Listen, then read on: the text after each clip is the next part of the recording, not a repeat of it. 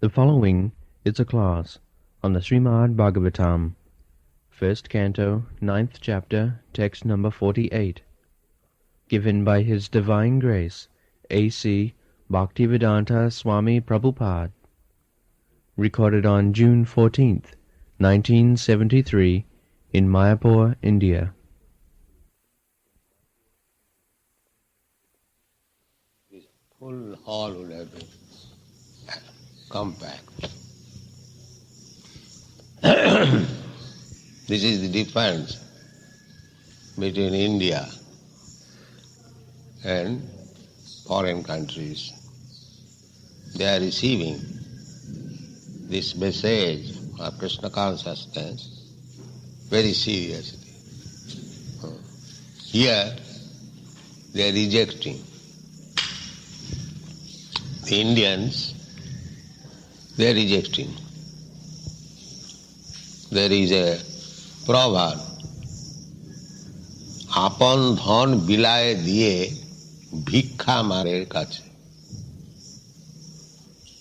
They have lost their own culture and they are now beggars. They are going to beg from door to door in the foreign countries.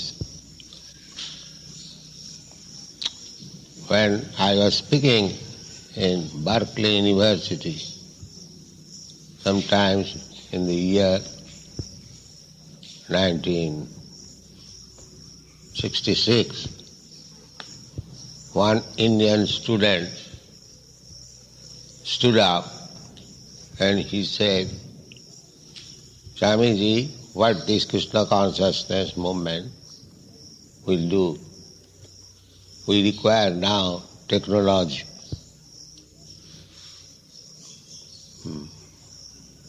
So I replied, yes, you are after technology, so you are a beggar. I am not a beggar. I have come here to give something. That is the difference.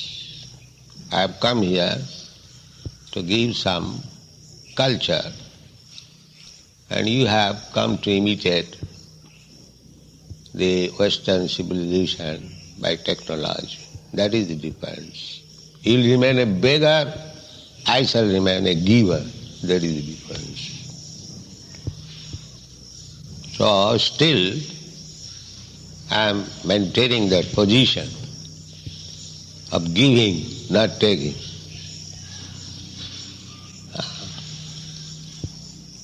Before me, so many Swamijis went there. They did not give, but they took something and came here and advertised themselves as foreign returned sannyasi and exploited the people. They lost even their original dress. Everyone knows I have never changed my dress. Rather, I have given the dress to the foreigners and they have taken it.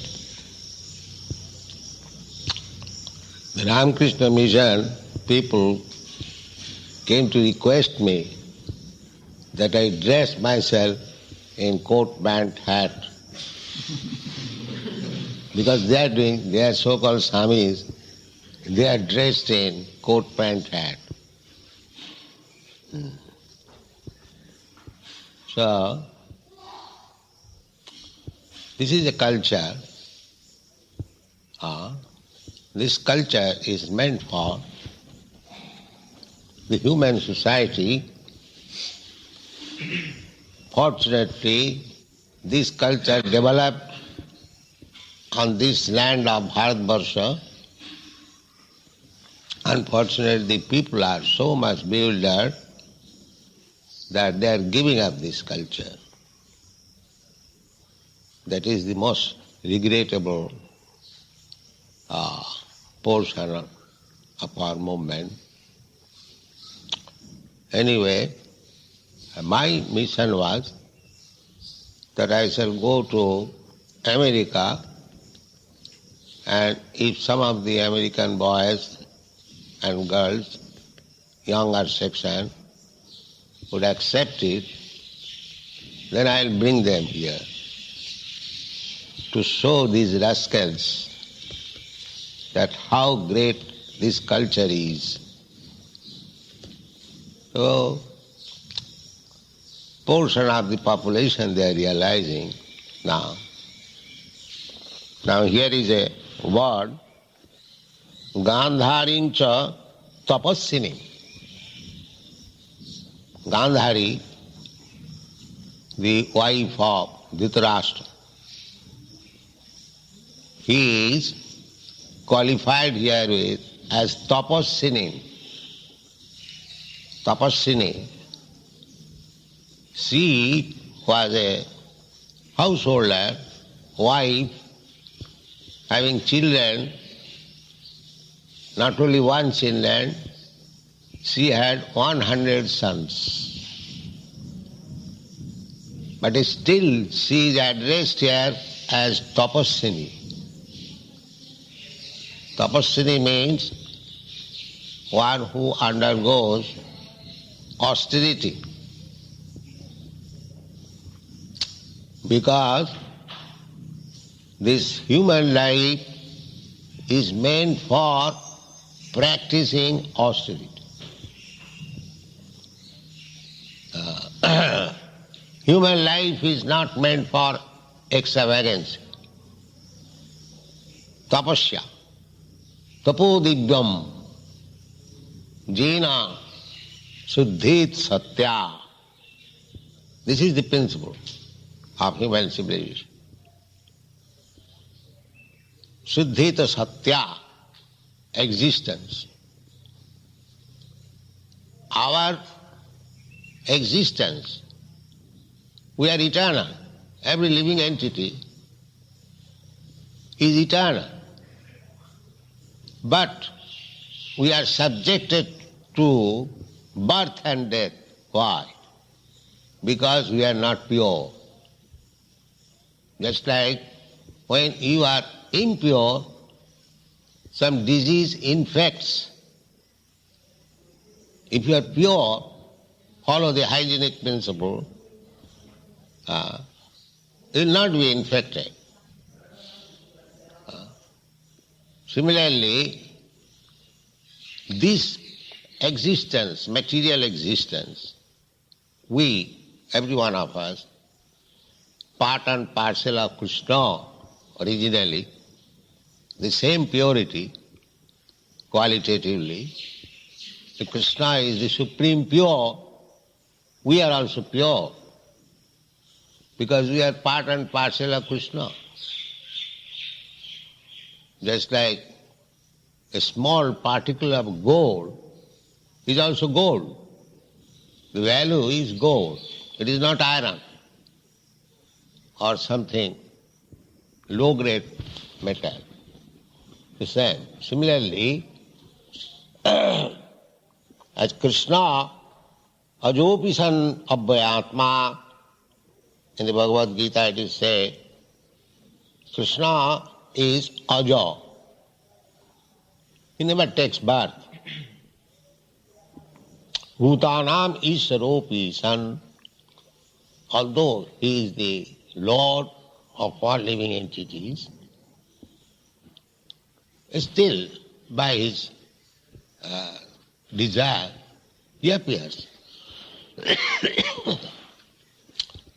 Our appearance in this material world is also the same desire, but that is not independent. Our desire, who is talking there, he must stop. That portion is simply talking camp. Just like these frogs or toads are talking all day and night, cock-a-caw, cock-a-caw. Actually, we have got tongues, and these frogs They have also tongue. So, they are using their tongue, kakarko, inviting snakes. Please come here and eat me. That is their business. Nature's way. See, if we simply talk like the frogs without any Krishna Katha, then we are inviting death very soon. So don't waste your time, kokoroko. That is my request. It is our habit, because we are no better than frogs also. We are also living entity. But we have got the chance to stop this kokoroko and chant Hare Krishna. This chance we have got. The frogs, they haven't got that chance. They cannot chant Hare Krishna. That is the difference between the frog and us. So similarly, if we waste our time in that kokoroko, then we are no better than the frogs. We are no better than the frogs. So don't make kokoroko when you assemble together. That is my request. If you have got time, spare time, simply chant Hare Krishna, Krishna Krishna, Hare Hare Ram, Hare Ram. That should be your business. This is tapasya. Tendency is to crow, to make vibration like this, frogs. That is our tendency, because we are also conditioned soul. And the frogs, or any animal, they are also conditioned soul, conditioned by the material nature. Therefore, tapasya, austerity, is required to nullify, to counteract this conditional state of living. Now you are conditioned, janma mrityu jara vyadhi, dukkha doshanu darshanam. We are conditioned by these four principles: birth, death, old age and disease. This is our condition. The scientists, rascals, they are trying to improve the condition of living. But what is the improvement? There is death, there is birth, there is old age, and there is disease. No improvement. If you want to improve your condition, if you want to come back to original constitutional position, then tapasya, then you require to undergo austerity. Tapo dibbam jina suddhita satya jato brahma saukham anantam. If you undergo tapasya, therefore we prescribe this tapasya. No illicit sex. Our tendency is to have illicit sex. That is the condition of this material nature. But we have to deny it. That is tapasya. Tendency is there. Tapasya means I have got some tendency, but voluntarily I have to check it. That is called control, tapasya. My tongue is dictating. Oh, let us go to some place and eat such and such thing. But if you can control the tongue, no, that is tapasya. No, you cannot eat this. You cannot be allowed to eat anything except Krishna Prasada. That is tapasya. Not that my tongue has dried up, I must drink a cup of tea and I take it. No, It is intoxication, prohibited. So I shall not take it. That is tapasya. And that tapasya, what for? Tapasya dibbam, tapo dibbam. Otherwise, there are many men, they are also undergoing austerities for some material purpose. There are many men who wants to accumulate some money, begins business from low standard, works very hard day and night. In your country there are many examples, just like Mr. Henry Ford. So, that is also tapasya. They underwent severe conditions of life to accumulate some money. After death or at the end of life, they will be called, oh, here is a millionaire. He started his business with a farthing. Now he wants that credit.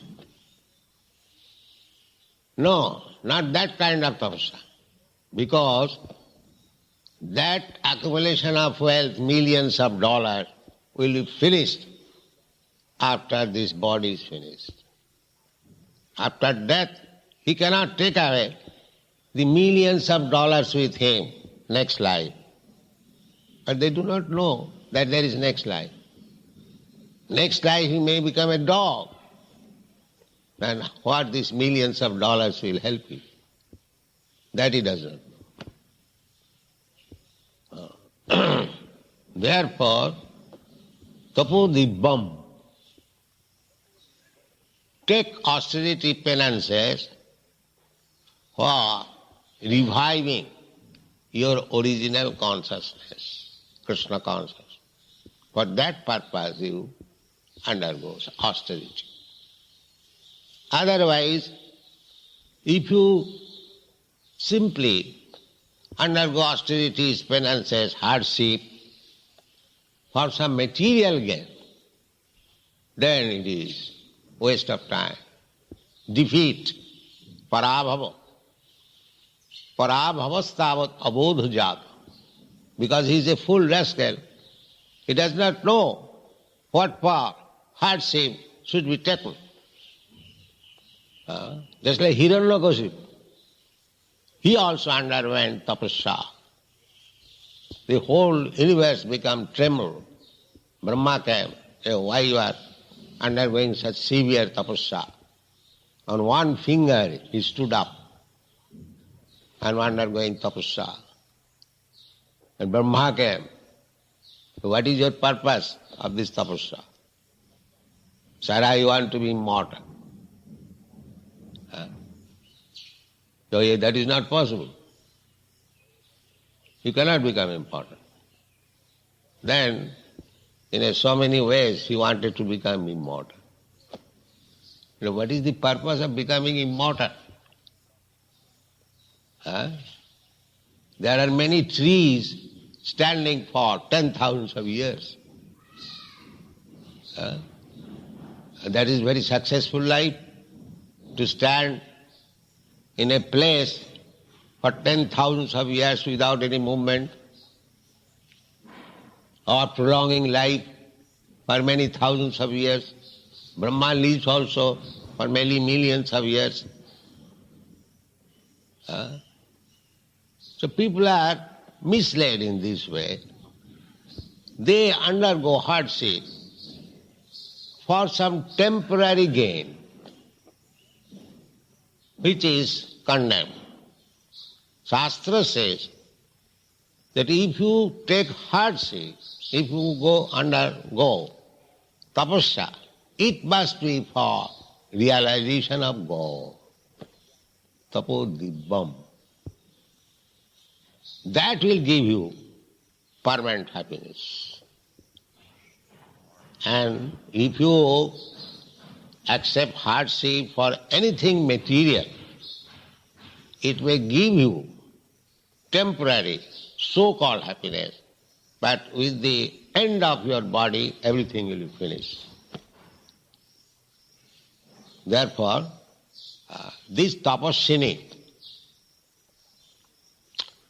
this Gandhari, tapaswini, she has been described as tapaswini. She wanted to be a faithful, chaste wife. What is the result? If a woman becomes faithful, chaste wife, then the next life there is chance of her becoming a male. Because according to Vedic literature, to take birth as woman is low grade. Striya Sudra Tatha Vaishya Jepishu Papajonaya in the Bhagavad Gita.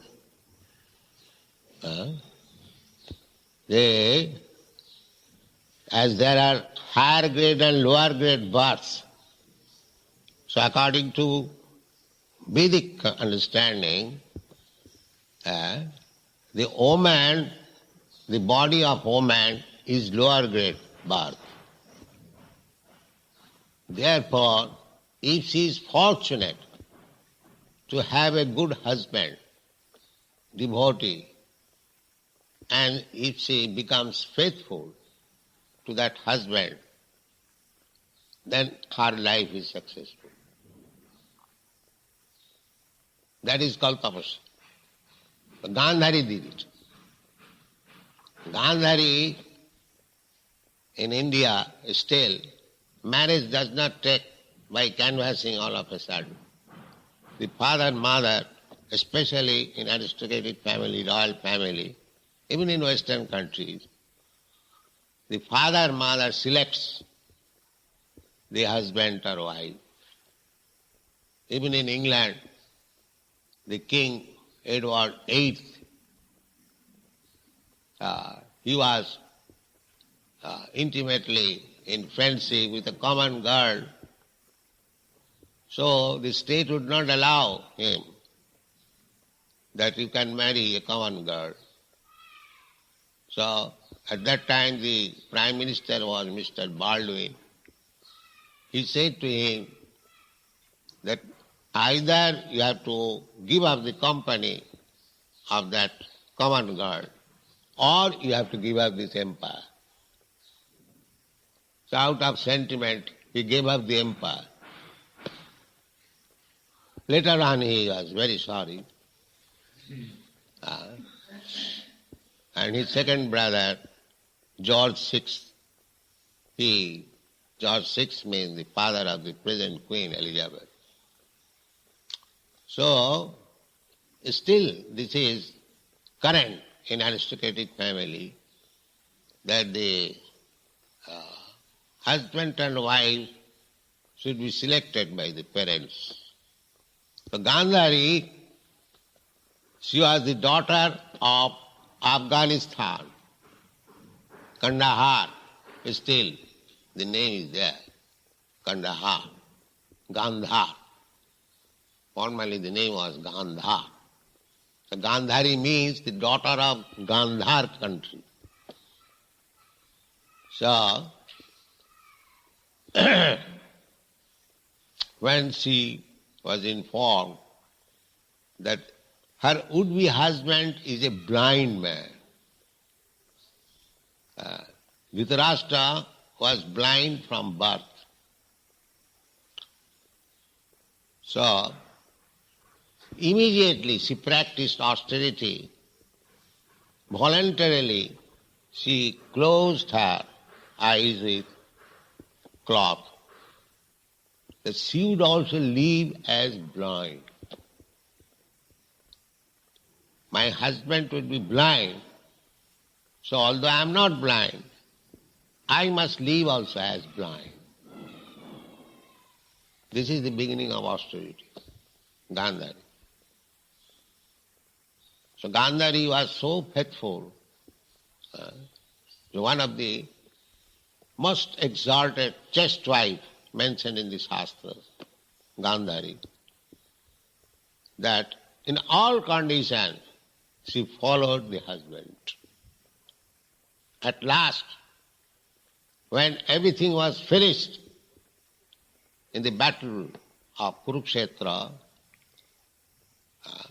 no Kaurava, none of the sons or grandsons of Dhritarashtra was living, neither of the Pandavas. Still, Gandhari was faithfully serving her husband, and Dhritarashtra was living with the nephews, Yudhishthira and his brothers.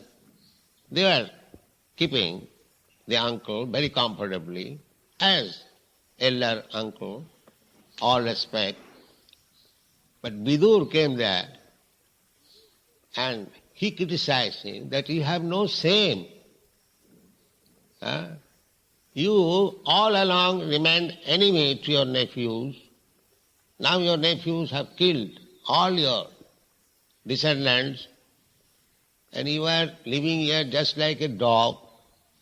They are giving you some morsel of bread and you are eating and living here. You have no shame. You have become old. So he became very sorry. My dear brother, what shall I do?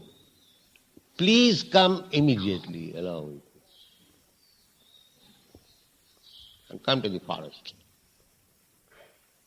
So Dhritarashtra went according to the instruction of Vidur. Gandhari followed.